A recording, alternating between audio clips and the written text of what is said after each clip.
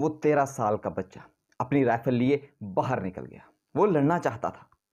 68 में अपने elite bubble से बाहर निकलना पड़ा और एक टीम में सिलेक्शन हुई। 1971 में बर्तानिया में उसकी मुलाकात पिंकी से हुई। कौन सी पिंकी? सियासत में आने से पहले ही 4 बार वजारत की ऑफर हो चुकी थी, मगर ऑफर क्यों ठुकरा दी? उन्हें अपनी बाकायदा सियासत का आगाज 1996 में किया, मगर वो उससे बहुत पहले सियासत कर रहे थे।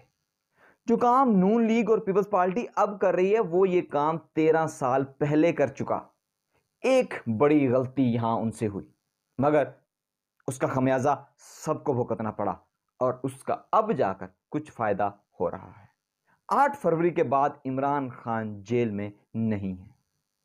यह दिन था सितंबर 1965 का, जब इंडिया के जहाज पाकिस्तान के दिल लाहौर पर आग बरसा रहे थे और एक अफवाह फैल चुकी थी कि इंडिया